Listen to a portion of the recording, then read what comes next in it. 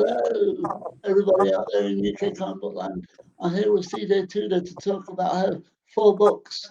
Could you open up and tell us about your new one coming out in January, please? Yes. Well, The Burning Girls is. I've probably just explained this, that I've just come in from a lantern walk with my little girl for Halloween and literally just come in from it. So hence the makeup. So yeah, The Burning Girls is my new book, and it's out in January. And it's it's another creepy book, I guess. I mean, I try and do something different with each book, and this one I wanted to write something that was a mystery, obviously, because I like twisty turny mysteries, but also something a little bit kind of more gothic and folk horror. So it's kind of like, I could say I wanted to do something more Wicker Man-esque. So it's set in this rather small, slightly strange village in East Sussex, which has got a lot of dark and macabre history. As the blurb goes, 500 years ago, 8 martyrs were burnt alive at the stake. 30 years ago, 2 teenage girls disappeared without a trace. And 2 months ago, the vicar of the local parish killed himself. And now Reverend Jack Brooks and daughter Flo have moved to the village to take over the small chapel there, and also to sort of get away from some problems of their own, basically, where at the church they were before. So it's supposed to be a fresh start for Jack and daughter to sort of start in this small, quiet, supposedly quiet little village. But very quickly, they start to learn that it's got a very dark and twisted history, and Jack receives this this old exorcism kit and a rather sort of strange quote from scripture, and the mysteries of the past and the girls that disappeared and the martyrs all start to sort of have influence on the present, shall we say. Jack finds that there's a lot of mysteries to be solved, and delving back into the village's dark history. So that was not a very prepared blurb there, but I hope it gives you a bit of a feel for the book. Basically, I had a lot of fun writing it, and also a lot of hard work as well, because I think with each book you try and push yourselves, and you want it to be more interesting, you want it to be twistier, you want it to be darker in some respects. And I think there were points when I was writing where I was just like, I am never going to make all this work and come together.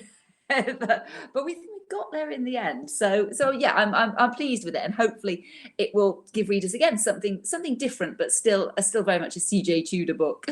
It's influenced by where you live, isn't it now? It really is. I mean, a lot of my books basically come from events and things that happen and situations that I find myself in. It just sparks something. And this one was sparked when we came to view the house we now live in. We moved 2 years ago from Nottingham to this very small little hamlet in East Sussex. And a lot of the history in the book, actually, is based on real events. That I can't speak. The martyrs in the book, the Protestant martyrs burnt at the stake, is based upon actual events that happened in the nearby town of Lewes, known as the Lewes martyrs. So it's all very much based upon real history and Queen Mary's purge of the Protestants, that side of the book.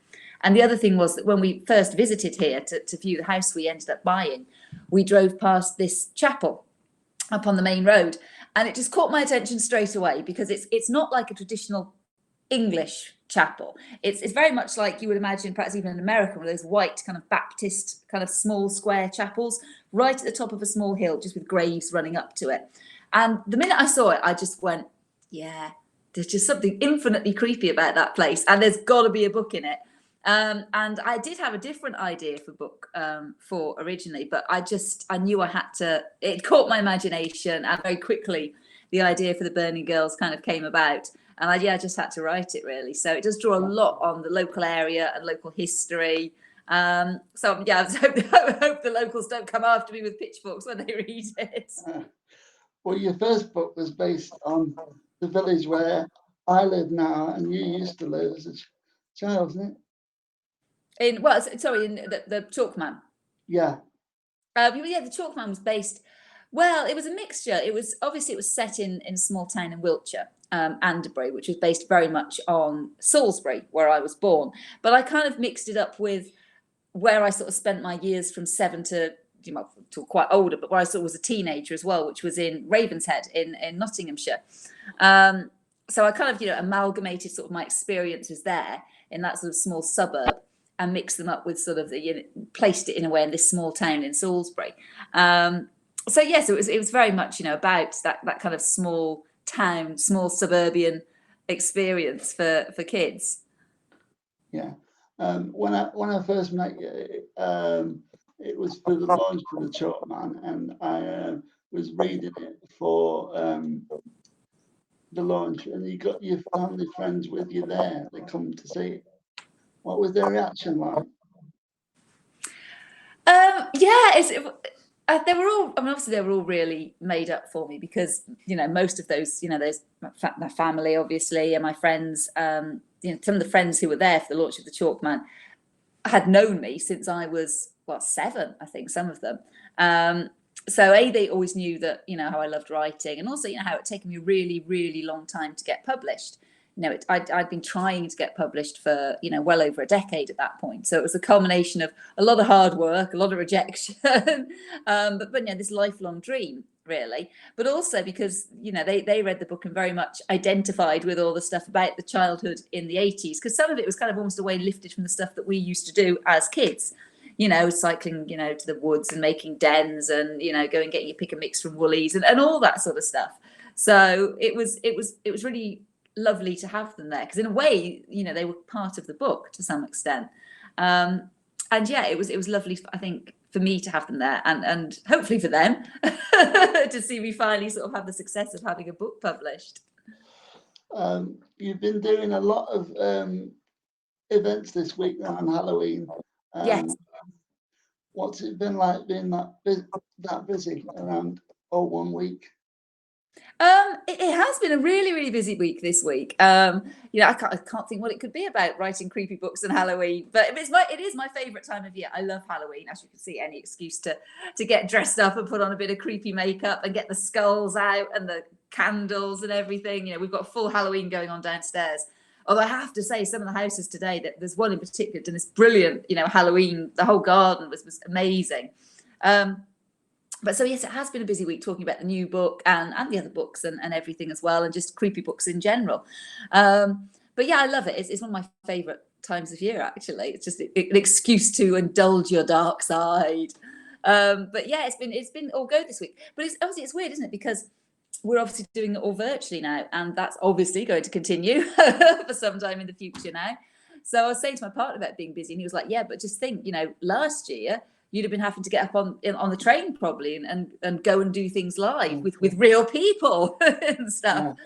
So, you know, at least you've only got to go upstairs and sit in the office. But it's funny, it's how quickly we've got used to doing it like this in a strange way. You Yeah. know, it's not that long ago that, you know, we were going to events and real places and real people, and we've all kind of moved into this virtual zone, and become quite comfortable with it. And there are pros and cons to both, really, isn't there? Yeah. Last night I was watching you on the other side of you doing a short story collection. Yes. Could you tell us about that? Yeah, I love writing short stories. I quite like writing them in between books, because I find it fun to write them. You can kind of let off steam in a short story, I always think, because you can just go a bit crazy. You know, it's the stuff perhaps that you don't think you get away with writing a book about, or you couldn't expand maybe into a whole book, but you can just really let loose on short stories. And I find them interesting because they're just a very different medium as well. It's a very different skill set to write a short story. But I like the compact nature of them, the fact you have a lot to pack into a short amount of space, amount of words, and there's a certain skill and art to doing that, which I really enjoy. But yeah, the anthology is called After Sundown. I've got it here, actually. Where is it? Oh, there it is. Look, that's that, After Sundown. And it's great. I mean, one of the reasons I wanted to get involved is because it's got so many brilliant authors, you know, many of whom I'm a huge fan of, so many of the authors in the book. So I was like, yeah, I want to get involved. And I pretty much had free reign to write what I wanted. And my story is called Butterfly Island, and it's sort of set in a kind of post-apocalyptic world. We don't really know a lot about the world, but we know something bad has happened. Maybe it's a virus or something. And this kind of ragtag group of survivors basically try and make their way to this island called Butterfly Island for various reasons. We don't know the reasonings. They all kind of want to go there to start with. You know, we get the impression they want to get there to kind of, I don't know, start fresh, you know, get away from what's going on in the world. But very quickly, you know, there's bad things start happening. You know, people get blown up, people get betrayed. There's, you know, a killer on the loose and something very nasty lurking in the jungle. So, and all in 19 pages as well. So this is the joy of a short story, that you can just kind of go crazy and just pack it with a load of stuff. But I had so much fun writing it, because it's a little bit different from the books that I write. That I'm considering extending it into a novella, because I kind of quite literally left it on a cliff edge, and I thought it might be actually quite fun to find out a bit more about this island and the people in it. So that might be happening. Yeah, desert islands and creepy houses have a lot to do with horror. Who would you say has been your biggest influence in the horror side of things? Because I mean, obviously, it probably sounds cliched, and I've probably said it many times before, but it would have to be because I grew up reading his book. You know, I am a constant reader, and discovering his books just really. I'd read a lot of kind of classic ghost stories and classic creepy books and all that sort of thing beforehand, but discovering Stephen King really was the game changer for me. And it really was like, this is what I want to write. This is the sort of stuff that I want to read and I want to write. So I think obviously he's been the biggest influence. And I read a lot of horror in my teens, obviously, as you do, and it was the 80s. So, you know, I loved James Herbert and Dean Koontz and Clive Barker. But I think Stephen King for me was the voice that I really connected with. Yeah. What was the inspiration for the Chalkman? Because it was pretty unique, from what I remember. It was, yeah. I mean, excuse me. The Chalkman came about because someone bought my little girl a tub of chalks for her second birthday, and you know, as you do, we went outside and she wanted to draw on the driveway outside. So we were drawing on the driveway, and she wanted to draw stick men. She just had this thing about drawing these stick men. So we just basically covered the driveway with stick men in various colours, doing different things, you know, standing and running and leaping and stuff, but just covered it with stick men because it's what she wanted to do. And then we went inside and I kind of forgot about them until I went out late at night to let the dog out, and I opened the back door and I was confronted by all these stick men all over the driveway, illuminated by the security light, and they made me jump because I'd forgotten they were there. It was like they just suddenly appeared, and they just looked incredibly creepy in the dark. I called to my husband and said, these chalk men look really creepy in the dark. And it was just one of those light bulb moments, the chalk men. And straight away I was like, it sounds creepy. There's something in this with these strange stick figures.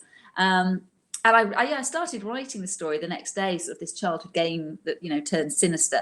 And the great thing was, once I had that initial idea, it enabled me to sort of do something I wanted to do, I think, for a while, which was kind of write a Stephen King-esque type of coming of age story, creepy mystery, but do it in a UK setting and sort of pay homage to all the stuff that I'd loved as a teen in the 80s as well. So it just provided a perfect sort of structure to do that. But it's so strange. I mean, I say to I do thank my friends that bought the tub of chalks in the back of the Chalkman for buying it, because that was what kicked it all off. And it's strange because at that point I had probably thought that maybe I was never going to get published, and I was pretty much, I think, perhaps on the verge of giving up. So it was really, I think, a last shot, that book, and luckily it worked out. Yeah. What is it about coming of age stories for you? Because they all seem to involve children at some age. Yeah, I think all my books do have children or teenagers in. Certainly the first two both, you know, sort of have either are set partly in childhood or flash back to sort of childhood, or those sort of pre-teen years. I find coming of age stories interesting because I personally always find it very interesting to see how people change or don't change from childhood to adulthood. I have a theory that we don't really change that much, that we sort of get set at a certain point, perhaps in our teens, and that's sort of the person we are. And we might sort of make efforts to hide it or cover it up or whatever, but that's the person we are still inside. And I just find it interesting. I always find it interesting when you go back to perhaps a place where you grew up as well and meet people who have never left. That's always a strange one too, because there are always people like that. I think I mentioned it in my second book, The Taking of Annie Thorne, a character there, you know, who they just, certain people just find themselves, for whatever reason, stuck in that same small town, perhaps where they grew up, and never leave it. And I think that's always an interesting perspective to have as well, particularly when, you know, you go back and meet them again as an adult. And so that's something I cover quite a lot in both The Chalkman and in Annie Thorne. I think in The Other People, that's a slightly different book again, although obviously a child is at the heart of it, but that's perhaps writing from a slightly different perspective, from my perspective as a parent, and the worst nightmare that could happen, you know, to lose your child.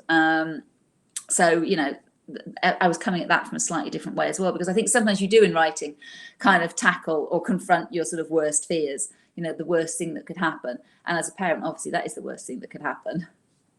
Yeah, The Other People is very different. When was it traveling and doing all the book events that gave you the idea for the motorway and everything?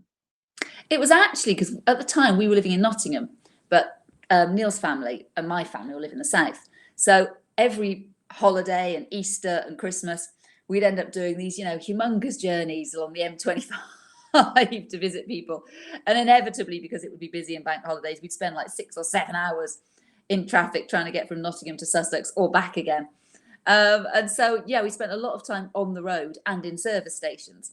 And I'd always found service stations interesting for a start, because I always thought the service stations would be a really good setting for some kind of apocalyptic zombie or horror thriller, because there's just something about them. They're just horrible places and nobody ever wants to be there. Like you said, you're always on your way to somewhere or from somewhere, and you stop there out of necessity.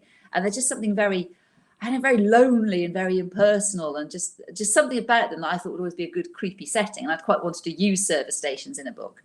And also, the thing that sparked off the book to completely start with, we were driving back one night and we were sat in slow moving traffic, and I was driving, I was stuck behind this car that I'd been following for miles.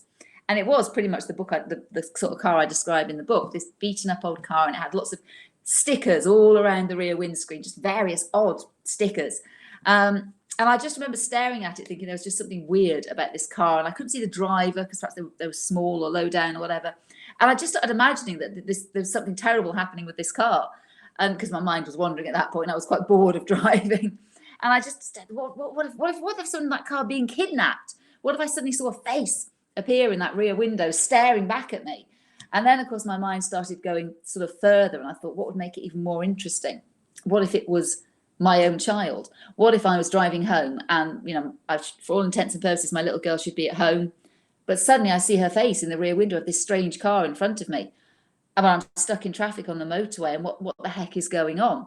And that idea, because I just thought that's just such a good idea, it was just such a striking idea, that became the basis basically for the first chapter of The Other People, because that's exactly what happens to Gabe, the protagonist.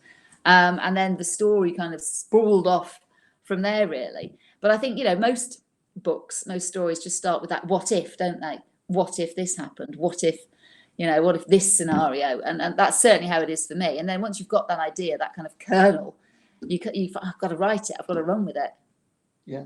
The Other People also had some little short story extras Yes, on yeah. the end. I think it was the lion at the gate. Yes. Was that based on your childhood as well? Because it had the kids in again. It wasn't actually. Again, the thing that sparked that was a real event, a real thing. There was a real lion on the gate when I was living in Nottingham. I used to drive up and down the Woodborough Road quite a lot, and I noticed one day there was this huge lion's face graffitied on this big wooden gate, which I used to drive past, and it did change.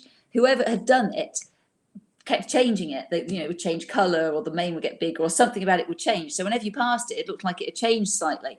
And again, that idea just started. There was just something about it that was just quite weird. And again, that idea just kept. That's something about that, the lion on the gate, and then it became the lion at the gate.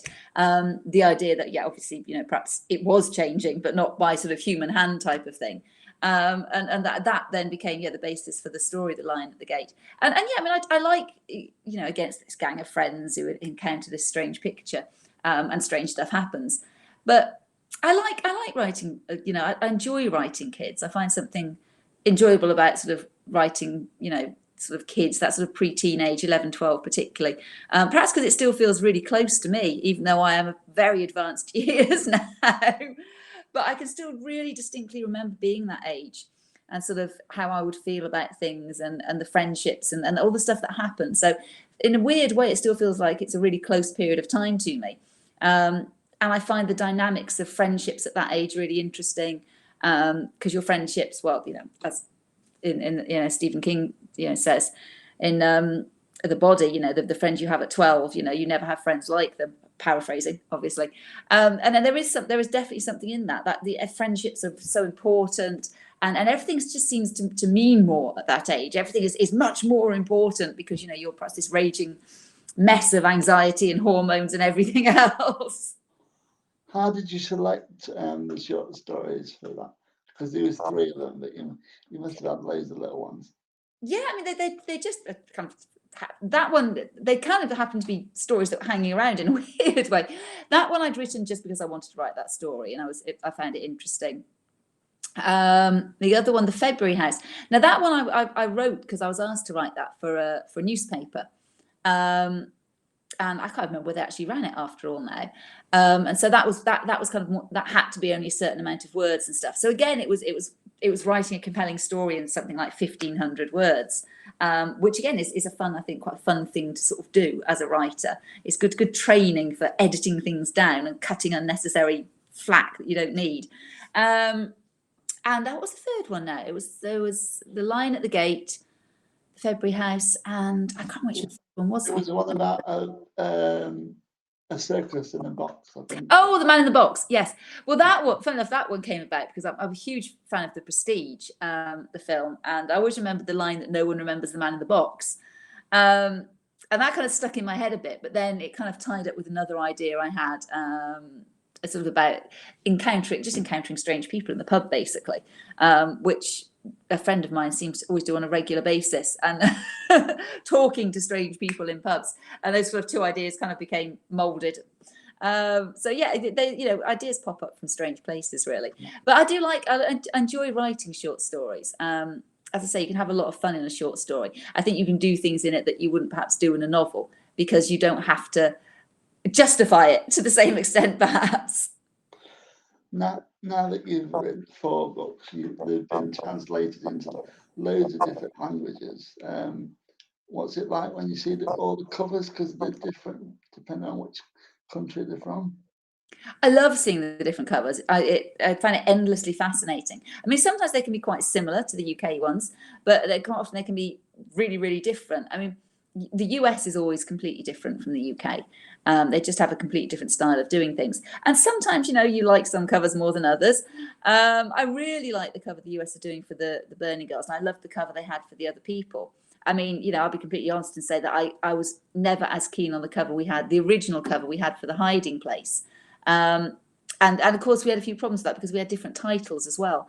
And I think that can be a little bit problematic. With UK and US, I think it's much better to have the titles closer because it can cause a bit of confusion otherwise. But I mean, I'm not a designer either, and I know the people who do the covers obviously know what works, if that makes sense, and what works for their audience, because they're very different audiences, and even the way the bookshops will display them or position them is different in different countries. So I understand that need to have sort of different covers. But it's always very interesting. I always like seeing when it's like, we've got the cover ready for you to see. It's always like, oh, it's exciting. Have you been and done foreign tours in places where they don't speak English and translated? Yes, yeah, I've done a few of those actually.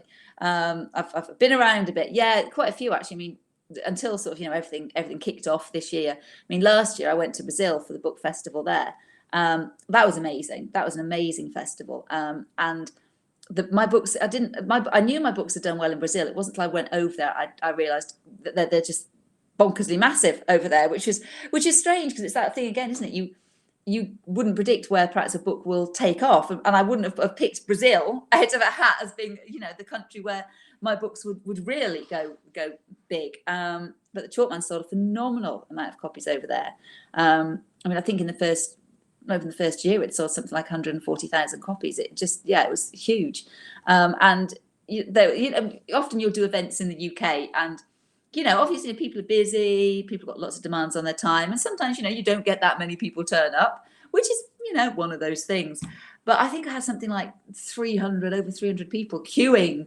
They had like a little queue system that went round like you get at theme parks for a book signing. It was like, wow, I feel a bit like a movie star. It was bonkers. But yes, but that was a brilliant event, and I've been all sorts of places to do events, to just around Europe, and it's always a little bit trickier when obviously you're doing something with a translator, and it always makes me feel rubbish because I'm always so conscious of the fact that everyone else speaks at least 2 or 3 other languages, and I'm there as a British person going, yeah, I don't speak any other languages. Well, not well anyway. Have you ever been tempted to use other languages in the thing? Because I know horror has a lot of Latin influences in them. Oh God, no. I mean, Latin, no. I mean, I'm hideously uneducated on that front. So no would be the answer. Really, I still every time I write a book, I'm busy checking my English grammar. So let alone incorporating other languages. I was thinking about going back to the Chalkman, because of course you got some news about that recently as well. Yes, yeah. Well, I didn't know it was actually going to come out this week. Because it'd been in the pipeline for a while. Yes, it is hopefully, because this is TV, and therefore you have to say hopefully still, because you never know if things won't actually happen. Every step is a stage for closer.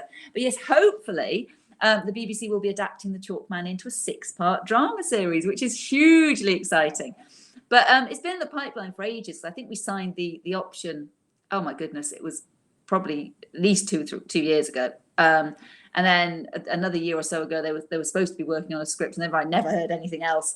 And I was like, oh, well, this is perhaps going to fall through the cracks. I don't know. And I had said, is it still sort of on? They were like, yes, but they don't want to announce anything until it's kind of more concrete. Then I got word about a week and a half ago that they were going to do the press release. But yeah, I didn't, on the day it went out, actually, I didn't know it was going out that day. I got back from a run and had my mother-in-law on the phone going, oh, congratulations. What? For what? What have I done? You're congratulating me on my run? Because, yes, she's seen it on Twitter. But, yeah, it's brilliant. And so, yeah, fingers crossed it will actually make it to screen, which would be amazing, yeah.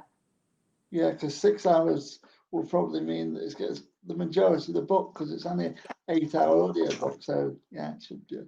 And I think TV is a better medium generally for books rather than films, because so much has to be condensed within a film that I think a 6-part series, a limited series is a much more comfortable home for book adaptations. I think you can just do so much more with the book. You don't have to kind of cut as much out and try and squish it down. So yeah, it's exciting, and I do hope it goes ahead. If you were to cast anybody for the parts, who would you think you'd go for? I don't know. Honestly, I can never answer this question, which is really boring. But yeah, I can't. I find it really difficult to just think of any particular actor that would be perfect for the parts, if that makes sense. I'm sure there are lots who would be brilliant. But because they kind of exist as separate people in my head, I always find it a really difficult question to answer. And then I don't like mentioning an actor, because then I think people will think of that person when they read the book, and I'd rather they had their own idea in their heads, if that makes sense.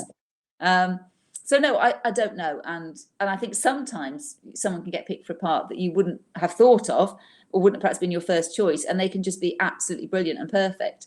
So I'd be interested to see, if we get to that stage, who it might be. Would be amazing. It must be weird going all the way back to the Chalkman.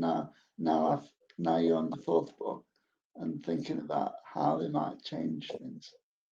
It's life changed immeasurably from that book. I mean, from being a dog walker, traipsing around in the rain, walking dogs for £10 an hour, to suddenly having a book being published in 40 odd countries it was insane, and it did change my life, and it has still changed my life. It's enabled us to move somewhere we'd never been able to move to before, be close to family, to have a completely different lifestyle, writing full time for a living, and that's amazing, and that was all because of the Chalkman. And it's weird. It's not that long ago. It's only really, I mean, I got the deal in 2016. So for me, it's kind of over the period of 4 years.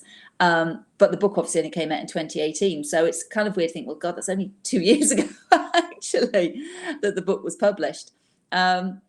but yes, it was sort of an amazing thing. And I'm forever grateful and still feel very privileged that I get to do this for a living. I don't take it for granted. I think, because I spent such a long time trying to get published and I had thought perhaps it would never happen. And I was 46 when it was published. I think I really appreciate it all the more now that I get to do this. So yeah, it's a huge privilege. And with every book, I think that's why I work so hard, because I want every book to be better and more involving for the reader, because I want to continue to do this, and I want to continue to get more readers and get bigger readership and more people sort of reading the books. It's that thing of getting published is one thing, but I think as a lot of authors would say, staying published is the key, and growing your readership and continually bringing new people into your books, and that's sort of hopefully what we're doing, and I try to do, and so far, touch wood, it's going well. Yes, seems to be. Seeing as you've been doing this for a while now, you must be getting used to doing interviews. But you used to be on the other side of the thing when you did interviews yourself. For a short period of time, yeah, a short period of time. I was a TV presenter from when I was 22, 23, and I wasn't very good. I mean, I didn't really enjoy it, and I wasn't very good. But it was a show called Movie Watch, and I don't know if anybody remembers that with Johnny Vaughan, where what they used to do is they had 4 members of the public they'd have on every week to review the films, and you had a little thing that you held up giving it a score out of 10. And they came to Nottingham looking for members of Joe Public to be reviewers, and I got picked. I went because I loved films. I used to watch a lot of films back then. I don't have the time to sort of see as many now, but so I got picked to be one of the reviewers, and then I was asked back for a best of. And then probably the next year, quite a while after that, they were looking for a new presenter, and they asked me if I wanted to do it. Of course, I leapt at the chance. I mean, it was a great opportunity, and it was brilliant. They flew me to New York and LA and all sorts of places to go and interview movie stars, and do all the press junkets. So it was a really interesting experience. Strange as well. I mean, I wasn't that bothered about the TV side of it, but it was amazing to sort of meet these film stars and things, and also get to travel and fly places I'd never have gone to.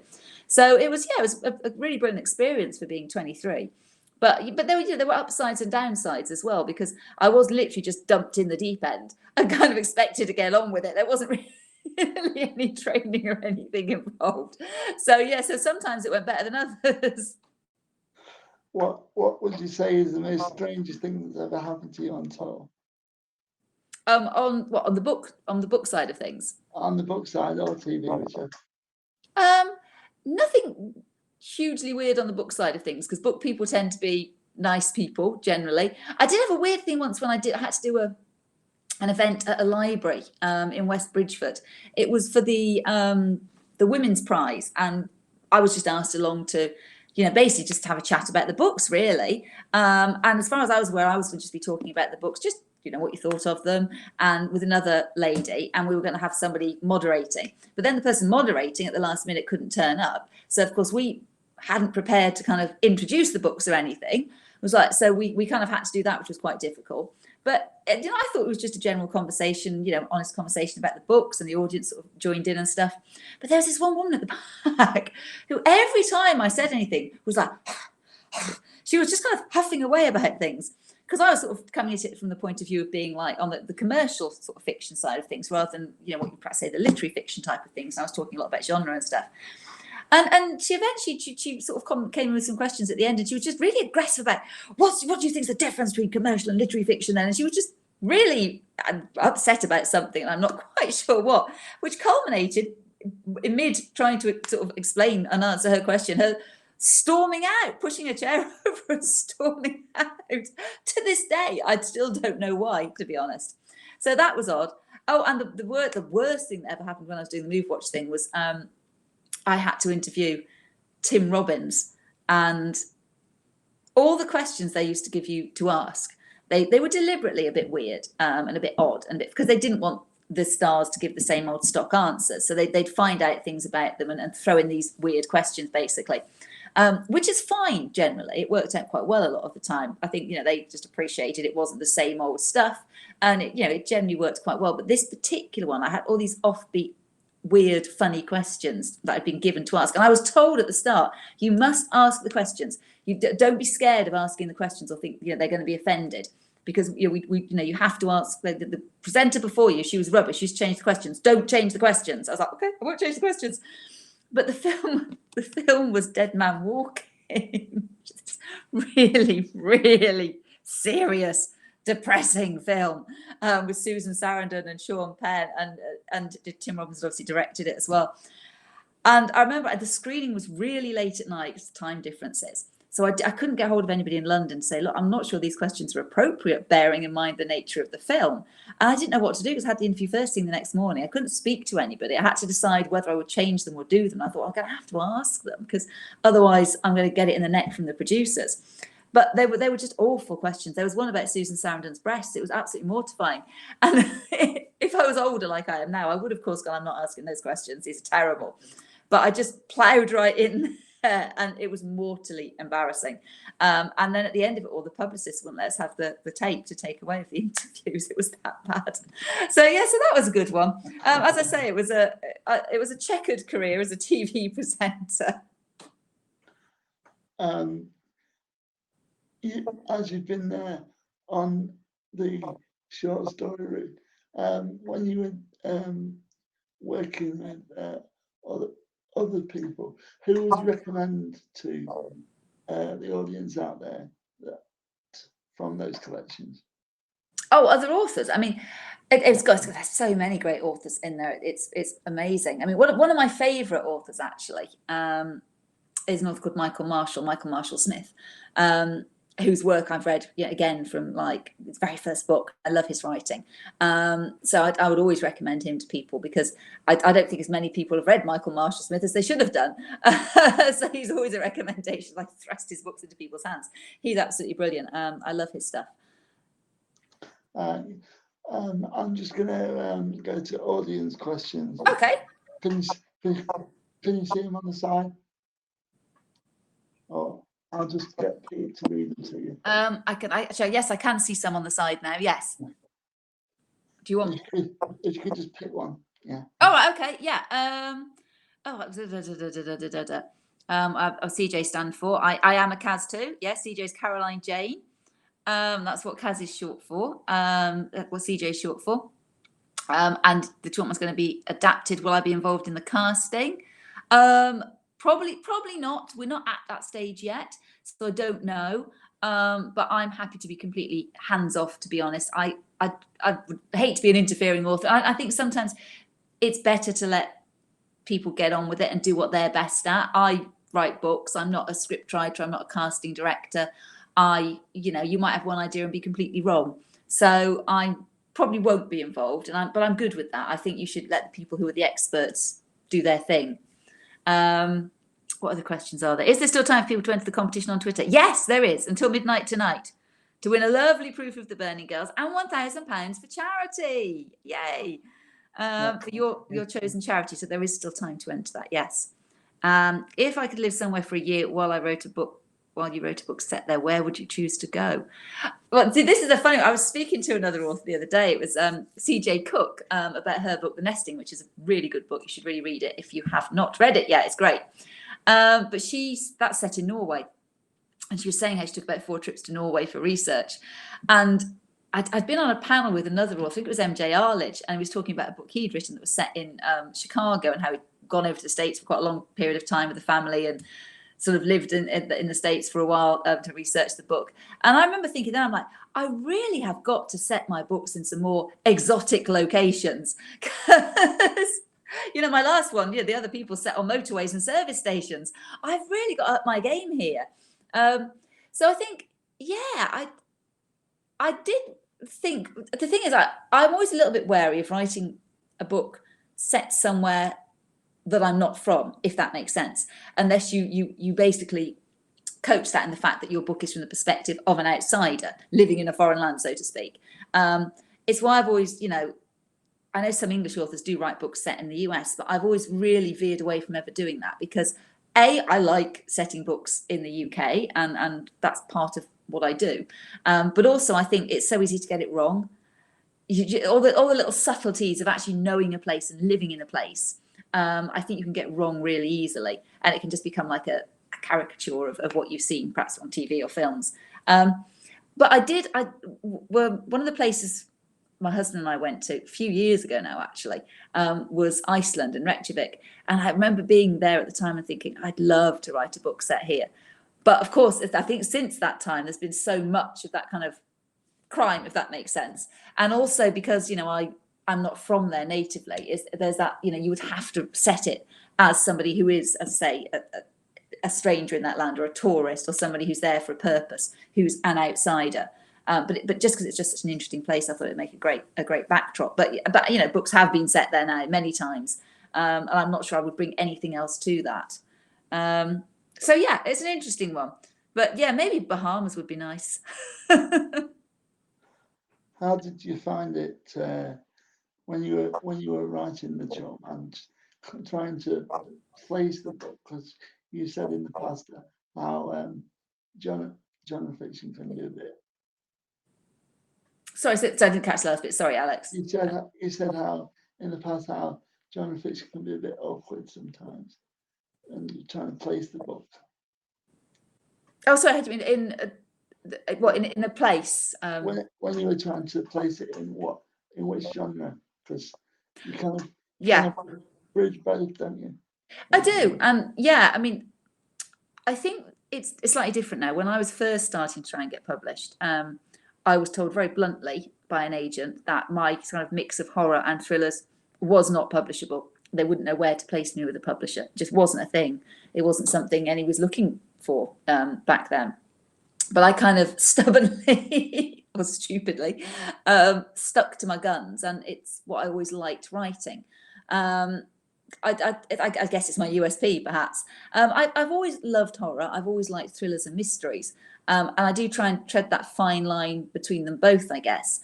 None of my books have been overtly horror, I guess, or supernatural, but they do have elements of that in them. In some respects, I try and write it so that maybe that's an added bonus in the book rather than perhaps it being crucial to the story in some respects. I think you can mix it like that. I don't like the idea that the endings always for me have to be a solid mystery ending, if that makes sense. There has to be a resolution, and there shouldn't be a cop out. There shouldn't be a supernatural cop out, even if the book has paranormal or supernatural elements. And I hate the word supernatural and paranormal, actually, because it always makes it seem as if there's ghosts or werewolves or vampires or something, and it's not that. There's just kind of a weirdness, I guess. There's something other in the book, something creepy perhaps going on as part of the subplot, and I just like adding that creepiness in there, and I can't stop it creeping in, if that makes sense. Before I got published, I was with another agent for a short while, and they tried to steer me away from that to write more straight crime, mystery, psychological thrillers.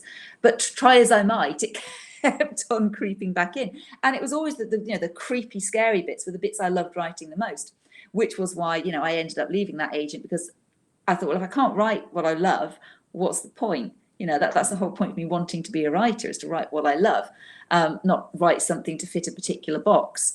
And unfortunately, that's worked out. But yeah, I think it used to be seen as more problematic to slightly cross genres, but I think less so now. I think there are many more books that do it, and I think that horror and creepy books are having a bit of resurgence, which is wonderful as far as I'm concerned. They do seem to be doing very well. When you were doing the Chalk Man, you did a dual timeline. I like that. What made you decide to do that as an idea? It just worked for the book. I mean, I actually wrote all of the 1980s. It's set in 1986 and in 2016, and I actually wrote all of the 1986 sections first. I probably vaguely had an idea that I might write it in two parts like that to start with, but it very quickly became apparent when I started writing the 2016, the adult sections, that the only way for it to work really well was to have the chapters alternating, which is how it ended up being written. But I think it was useful writing the kid stuff first, because I had a very clear idea of the characters by the time I came to write them as adults, and I knew exactly what had happened to them in the past. So it worked quite well then, threading the adult sections in and put it all together, a bit like a jigsaw, really. and it's a good, I really enjoyed doing it, and of course it's a good device in a way. It's a good structural device because you can give yourself cliffhangers in both timelines, and sort of leave a cliffhanger in one timeline and then go, ha, I've gone away from that now to 30 years later, and then leave a cliffhanger there and then go back again. So it, by nature of the structure, it creates tension automatically with that structure, which is actually obviously really, what you want with a mystery or thriller. Yeah, that did make it into a real page turner. Yeah. As I say, when I was doing it for the launch for it, I think I'd read 8 hours of it, and then it got half an hour left when I got to the launch. And that was mainly because of the dual timeline thing. But how did you tie it together? How was it tying together after the dual timeline? I think when you get to that point where they're kind of getting to the sort of the climax, so to speak, in both timelines. And I know there's a lot of tweaking involved and going back and forth and kind of making sure that you end something in a certain way that leads quite well into your other timeline, really. And then obviously as it came towards the end, you're getting a resolution really in one timeline by that point, because you kind of have to slightly leave the past timeline to get your resolution in the present, so to speak. But it was an interesting device, and it worked really well for the Chalkman. In my second book, The Taking of Annie Thorne, I didn't want to repeat the same thing because I'm not someone who wants to repeat what they've done before. So although we had some flashbacks to the past, I didn't want it to be structured in quite such a one chapter past, one chapter present way. So we just sort of had some flashback chapters in that. Because very much like it, so I don't want to repeat.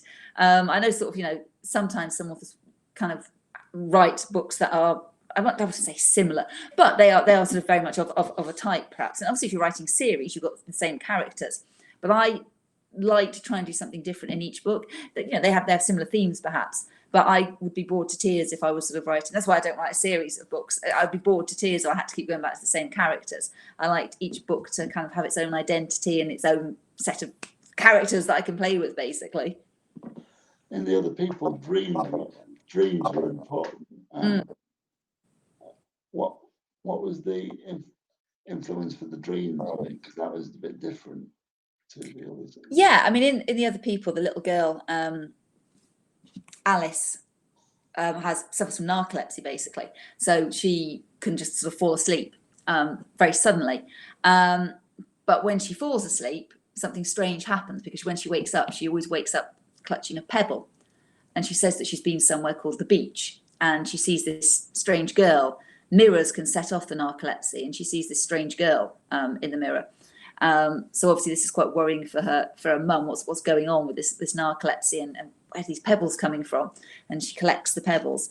So this was, I can't remember where the pebble idea came from. I just, again, this goes back to the service station.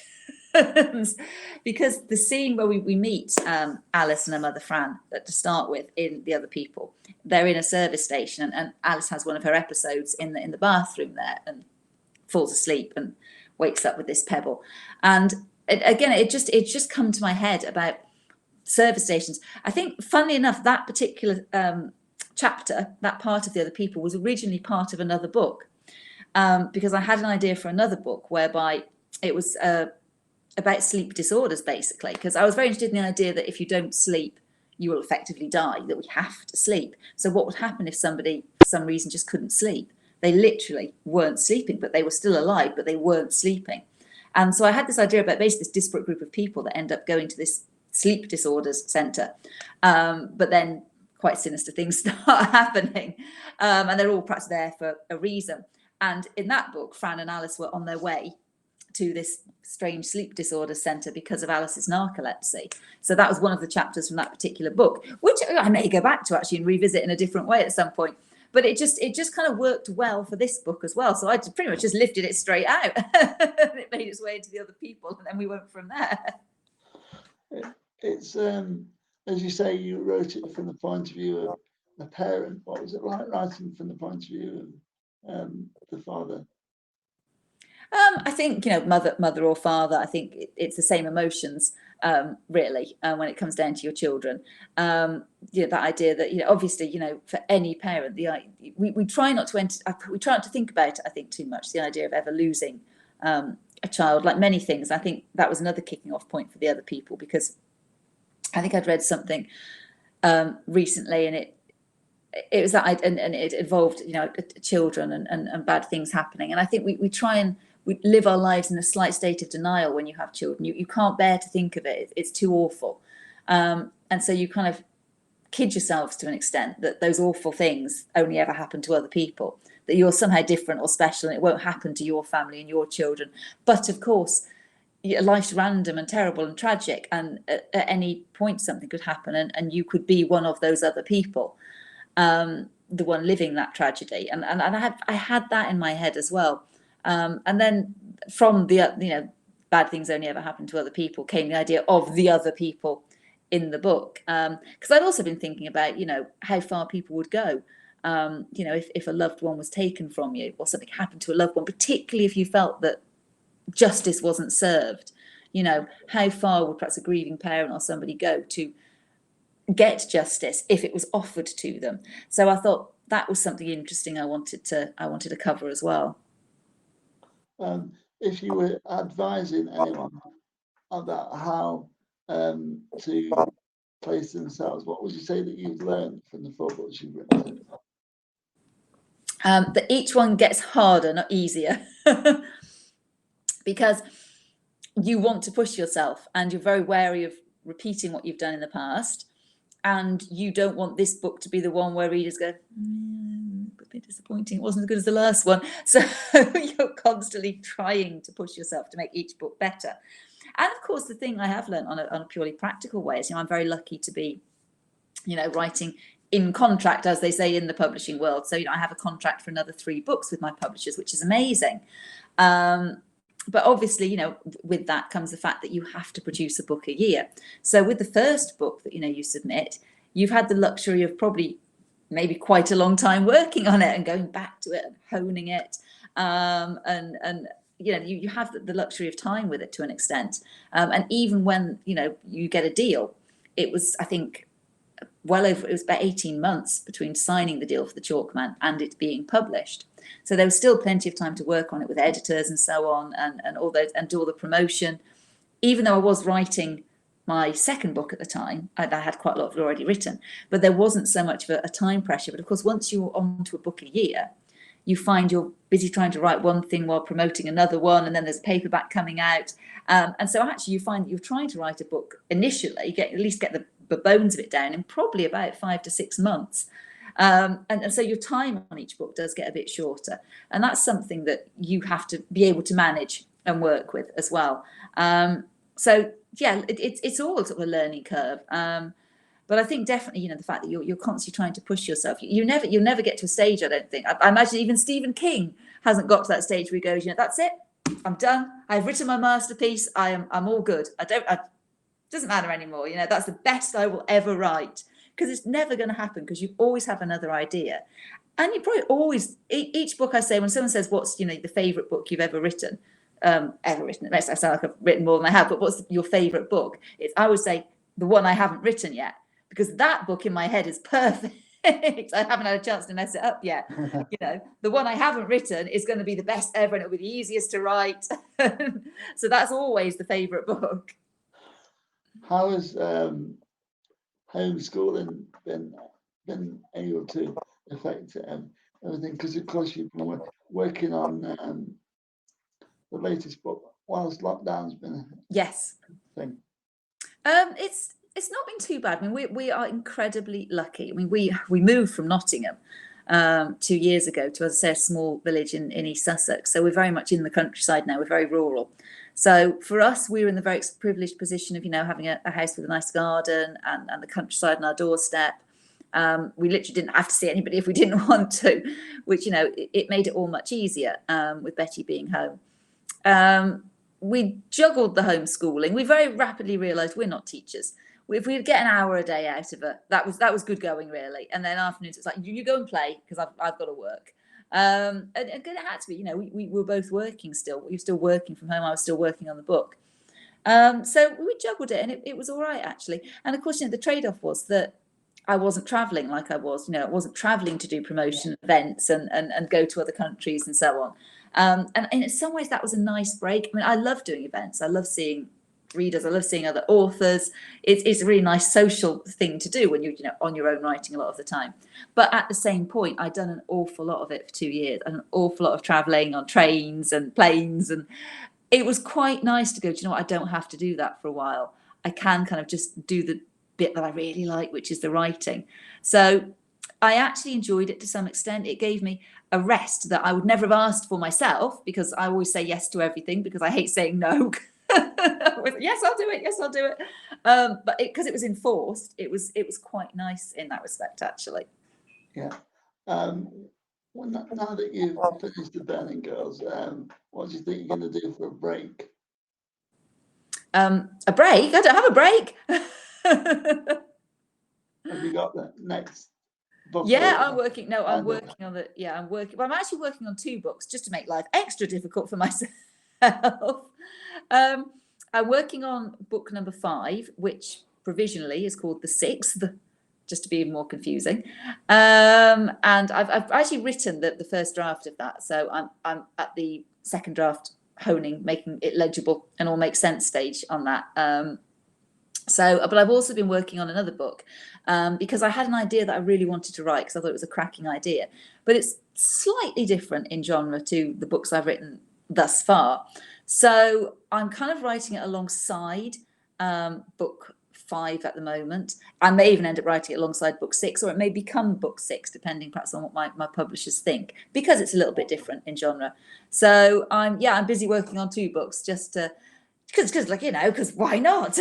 Let's make it more difficult. Yeah, sounds very complicated. I'll just end it by saying thank you so much for this. This is now the 6th event I've seen you at, and I've wanted to ask you loads of questions, and it's always. And I ramble on too long. No, it's not a problem. Because I've seen you so many times, it's like trying to ask you everything I've thought about and read everything. So it's been lovely. Thank you. Thank you very much, Alex. Cheers. Thank you.